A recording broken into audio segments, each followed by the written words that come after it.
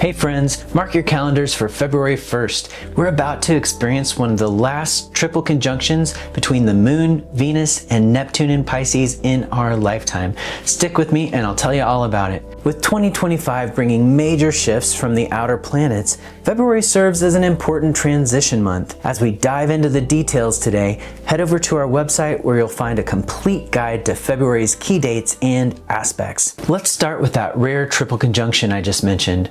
On February 1st, the Moon, Venus, and Neptune make one of their last conjunctions in Pisces in our lifetime. There's going to be one more of these on March 28th during Venus retrograde, but after that, Neptune will be in Eris for the next set of Moon, Venus, Neptune conjunctions going forward. That means this is one of the last times to catch all three planets together in Pisces. So, what can you do to work with this powerful potential for feeling and expressing love? I encourage you to block out February 1st to intentionally activate this energy for yourself. Set aside time for meditation, especially with a focus on compassion or amplifying feelings of love or healing intentions for the collective. Buddhist meditations on alleviating suffering are perfectly aligned. You might also just open up to the feeling of connection with the whole. For outward actions, consider spending time connecting deeply with loved ones. Tell someone you love just how much they mean to you. Dad, I love you. I love you very much. Consider doing random acts of kindness, or volunteer in your community, or just reach out to someone in need. Remember, as with all transits, it's up to you to activate this energy, so don't just sit on the couch waiting for enlightenment to come to you. Remember that incredible global outpouring of compassion we witnessed after Russia invaded Ukraine? That coincided with Jupiter conjunct Neptune in Pisces, which expanded our collective capacity for benevolence. This time, with Venus and the Moon in the mix, the emphasis is on love and care. Just remember, the energy is there, but it's up to you to tap into it. Well, now let's check in about Mars retrograde. Take a moment and reflect with me. What have you learned since Mars turned retrograde in early December? Has your own direction shifted? Or are you feeling stuck or spinning your wheels because you haven't quite tapped into the new plan just yet? Have you discovered that what you thought you wanted isn't actually aligned with your true desires now? If so, check in emotionally. It's probably time to do some processing work so that when Mars goes direct, you'll be ready to move forward as well. Mars is in Cancer, a cardinal sign that benefits from reaching out to others. That includes instigating potentially tense conversations. We're seeing Mars retrograde play out in a fascinating way with Prince Harry, who just reached a major settlement with Murdoch's media empire in January. This is stunning timing with Mars retrograde in Cancer, especially while Mars is out of bounds. Here we see a resolution to Prince Harry previously taking protective action for himself and his family and achieving an unprecedented outcome. Well, that's the out of bounds signature. It's not just a settlement, but a full public apology, which is pretty uncharacteristic for those folks.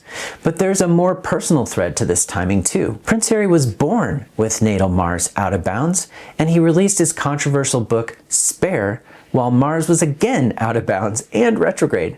So let's keep an eye on this cycle for him going forward because it's clearly resonant. Well, this brings home an important point about Mars in Cancer, which can be about defending our turf and protecting those who need it. Security issues might be at the forefront right now, driven by both emotions and unfolding realities. Cancer benefits from processing with others to keep our emotional channels clear. When you're frustrated or hurt by others, reach out. Clarify the intent, going in both ways. Try asking, did you really mean to do that? Or when you took that action, this is how it felt to me. Share, and then wait for their response, and then respond. But avoid making assumptions. Yeah, hard conversations might be in order, but if you're skillful, your honesty, along with theirs, can help clear the air and then leave you feeling closer than ever. Now, about Mars stationing direct on February 23rd at 17 degrees Cancer. Here's something important I want you to note about that degree. Mars first arrives at 17 Cancer on February 11th, and then it stays there pretty much motionless all the way through March 8th. Many of us get excited when we hear about a planet stationing direct and we think, oh, finally, on that day, it's full steam ahead. But here's where you can level up your astrological understanding. Pull up your ephemeris or astrology software and look at the full range of dates when a planet stations retrograde or direct. In this case, Mars literally doesn't budge from this degree for nearly a month. It's not until March 9th that it finally inches forward to 18 Cancer. So if you're looking to catch that forward momentum feeling, you might want to bookmark March 9th instead of the station date. Here's some homework. Take a look at your birth chart. Do you have any planets or angles near 17 degrees of the cardinal signs? That's Cancer, Capricorn, Libra, or Aries. If you do, this Mars station is going to feel especially personal for you. For those of you who've been doing the inner work during this Mars retrograde cycle, when you get to the end of the retrograde, you might feel the anticipation of standing in the wings, about to step out onto the stage, or lacing up your boots at the start of a long anticipated hike. You can feel the excitement of what's ahead, but remember, you're just at the beginning of this new journey. And if you're still feeling uncertain about your direction, this Mars station could be exactly what you need to get into gear. This is your moment to transform any frustration you're still feeling into decisive action. Start putting your plan in motion and don't shy away from addressing any friction that comes up with others. The energy is supporting you to make a choice once Mars is moving forward, to step confidently into the path ahead and stake your claim. There's something else crucial to understand about Mars right now. It's still out of bounds. And when Mars stations while out of bounds, that's a powerful combination we shouldn't underestimate. Being at the height of its declination, Mars energy flows in an almost unfiltered way. It can feel incredibly strong and even extreme at times. There's very little that could block it. This makes it an exceptional time for innovation, facing challenges head-on, or pushing yourself to achieve a personal best. Think about Michael Phelps, the most decorated Olympian in history. He was born with Mars in Cancer out of bounds, and look what he achieved. During this time, if Mars is aspecting your chart, you can tap into that Olympic spirit too. Ask yourself, what would it feel like to approach challenges with that level of focus? How would an Olympian face setbacks? What becomes possible when you align your desire, will, and action with such clarity of purpose? But here's the thing, with Mars staying out of bounds for several more weeks after turning direct, we need to stay mindful of potential pitfalls too. Even Phelps faced his share of controversies when his own drive went unchecked. So here's the key question to keep asking yourself. Could my actions potentially harm myself or others? Take time to consider the impact of what you're planning. Think of it like this. Your Mars needs to be in constant dialogue with Venus about your values. It needs to check in with Jupiter about your moral compass. And it needs to respect Saturn's necessary boundaries, those boundaries that keep things from spinning into chaos. Mars will keep this out of bounds intensity until April 7th. Well, now let's look at some supportive aspects that are coming up. On February 9th, Mars makes a trine to Saturn. With both planets in water signs, you have a perfect opportunity to accomplish something meaningful, especially if you feel emotionally connected to the work. And if you need to clear the air about something, circle February 3rd on your calendar. That's when Mercury trines Mars. Yeah, emotions and subjectivity will run high with both planets in water signs, but this could be exactly the moment you need to express your emotional truth. The planets are opening a door for some dynamic conversations. Well, here's something fascinating I noticed while reviewing last month's charts. On January 20th, while Mars was retrograde and out of bounds, it squared Eris. For those of you who aren't familiar, Eris is a dwarf planet that was discovered in 2005, and it's in the same area of sky as Pluto, but it travels a bit further out, and it's also about the same size as Pluto. Well, we're still learning about this planet's astrological significance, but one compelling interpretation connects it to intentional chaos or strife. The Greek myth of Eris is the source here. In myth, Eris is known for creating chaos at a big wedding party by tossing in the apple of discord, sparking a vanity-driven conflict between the goddesses Hera, Athena, and Aphrodite. This dispute led to the judgment of Paris and ultimately the Trojan War. When we look at the disruptive events around January 20th through that lens, Mars out of bounds and retrograde squaring Eris, the correlation becomes quite striking. I'm adding this one to my research notes as we continue to seek understanding of Eris's role in our charts. But let's shift our focus to Jupiter because we have another important station coming up on February 4th. Jupiter's been retrograde too, and if you joined me for the Jupiter retrograde webinar I did last year, you'll remember that this transit invites us to deeply review our beliefs and life philosophy. It's a time when we're called to adjust our sense of purpose, to reflect on our spiritual path, and possibly revise our biggest dreams, especially if we've discovered that they're out of sync now with our true vision. As we enter February, we're wrapping up this reflective period. The Sun's trine to Jupiter on January 30th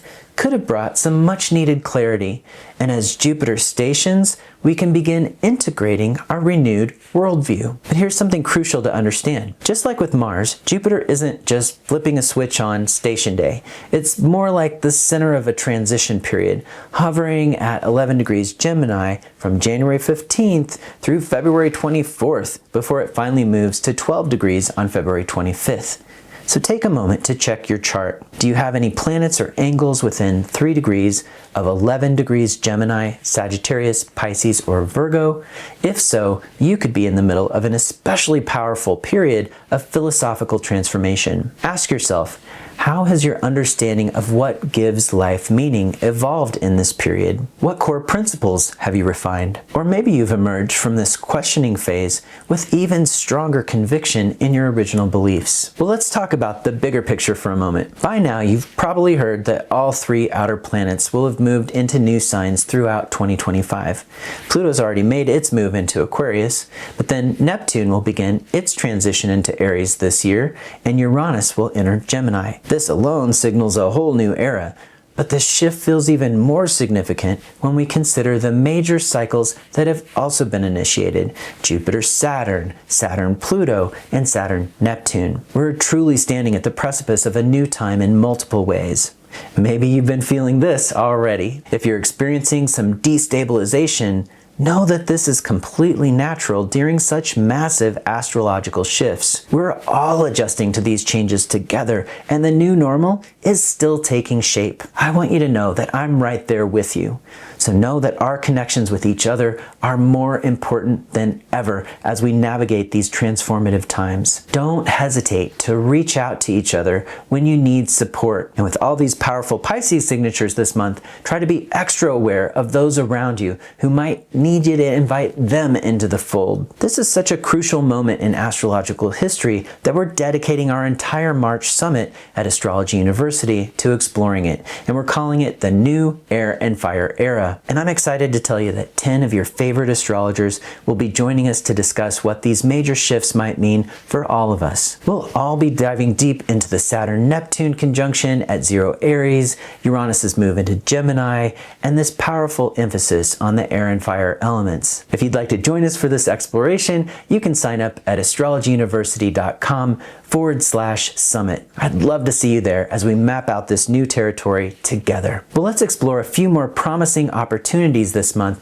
especially around Mercury. It's hard to believe, but by February 9th, we'll already be at the halfway point of Mercury's cycle with the Sun. This is marked by the conjunction in Aquarius, and it's pretty special. Mercury in Aquarius gives us access to some incredible mental clarity, like suddenly being able to see all the moving parts of a complex system at once. To access this energy, block out February 9th for any kind of problem solving you need to do or deep analysis. It's perfect for stepping back from the emotional intensity of Mars and Cancer for a minute and seeing things from a more objective perspective. Adding another layer to this date, both the Sun and Mercury will be square Uranus. Yeah, that might speak to some mental tension, but if you lean into it, you could experience a real breakthrough in your thinking. Then we hit a shift on February 14th when Mercury enters Pisces, and this is when we're asked to loosen our grip on purely logical thinking and tune into different wavelengths. Think of it like switching from reading a technical manual to reading poetry. Suddenly, the truth comes through feeling and imagination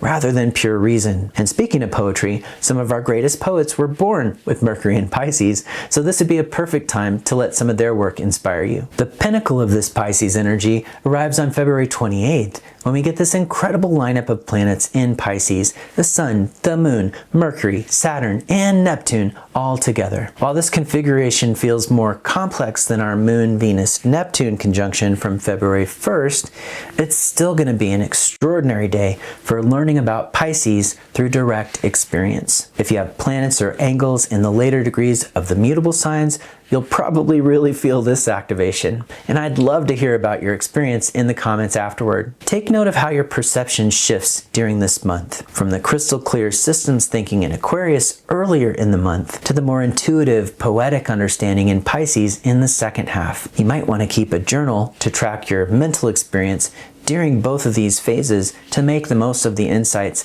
especially if you're an astrology student. February also brings us two T-squares. The first one, on February 12th, involves fixed signs, so it might require some extra patience. It follows right after that Sun-Mercury cazimi conjunction in Aquarius that we were talking about, and Mercury's still close enough here to participate in the T-square that forms between the Moon, Sun, and Uranus. Now, even though the faster moving planets are at play here, meaning that their influence might signal something that's more brief, that tension might feel quite real on that day. Think of it this way: when fixed energies clash, it can be like an unstoppable force meeting an immovable object. Instead of trying to force someone to change their mind, well, good luck with that anyway, focus your energy on expressing your own position clearly. That alone can plant seeds for future understanding, because with fixity, time is your friend, and time can do the work for you. Put your thoughts out there and let the other person stew on it for a bit, rather than looking for instant resolution. The second T-square arrives on February 21st with a totally different flavor.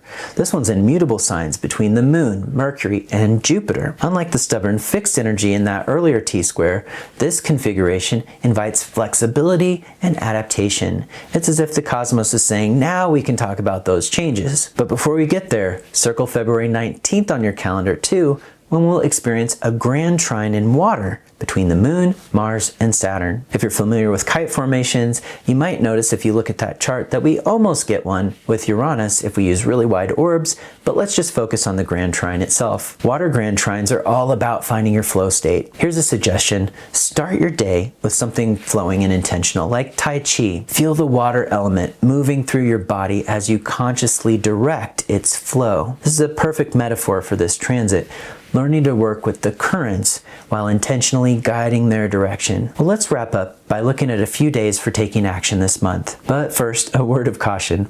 With Mars retrograde, traditional astrological wisdom suggests holding off on major new beginnings during this time until Mars is direct and picking up speed. Here's the thing: if your intuition is giving you a strong green light and the signs and symbols around you are confirming it, trust that guidance. When we look back, we sometimes see that the timing that we questioned in the moment because of astrological techniques was actually perfect, and the astrology only starts to make sense in hindsight. With that said, if you're looking for some cosmic support this month, let me highlight a few promising dates. February 28th, our last day of the month, offers some interesting potential. While we have that powerful Pisces lineup we discussed earlier, if you wait about 12 hours after the new moon, you'll catch the moon sextile Uranus, supporting positive change, the sun in Pisces trine Mars for inspired action, and that Pisces stellium, which could be perfect for meaningful, musical, artistic, or poetic endeavors. Mark February 19th too for that grand water trine that just feels ripe for intentional magic. Scorpio teaches us about the intersection of our own will and desire to shape and influence the world around us. It's about tapping into our ability to control or impact outcomes through our personal magnetism. Consider infusing your actions with this potent energy on February 19th. Just remember the delicate balance. After you've made your efforts, surrender your attachment to outcomes, knowing that you've successfully broadcast your intentions into the field. Then allow the response to come in whatever form it takes. Earlier in the month, February 4th and 5th present an interesting window, with the moon in Taurus forming a talent triangle aspect pattern with Mars and Saturn. And in the moon's conjunction with Uranus, we've got quite a dynamic setup. Now, with Mars still retrograde and Saturn in Pisces, this might not be a chart that describes projects in need of rock-solid stability. Instead, think of it as suitable for initiatives that speak to change or that could benefit from flexibility, like a building that's designed to adapt to unexpected stimulus over time. In general, it really feels like the energy of February is in a constant state of flux. This really is a time of transition. And remember, these dates I just shared are just tools in your toolkit. Use them wisely, but always trust your inner guidance first. Well, this month's exploration of retrogrades has only scratched the surface. If your curiosity is piqued, I've got some exciting opportunities for you to dive even deeper. You can join me and Saffron Rossi as we unpack Dane Rujar's fascinating model for interpreting retrograde planets. It's an approach that completely transformed my own understanding, and I can't wait to share it with you in our course Retrograde Planets, which kicks off February 19th. On February 15th, I'll explore this year's Venus retrograde by focusing on its split journey through Pisces and Eris. And if you're interested in expanding your astrological toolkit even further, Carol Taylor will be joining us on February 22nd to illuminate the rebel wisdom of the Lilith archetype. And for those of you working with timing techniques, we have a mid-month session on synthesizing multiple timing techniques for more precise forecasting in Forecasting 201. You can find all of these details at astrologyuniversity.com/events. Well, thanks for spending your time reflecting on the February astrology with me. Until next time, take good care, and remember, I'm right here with you as we navigate these transformative times.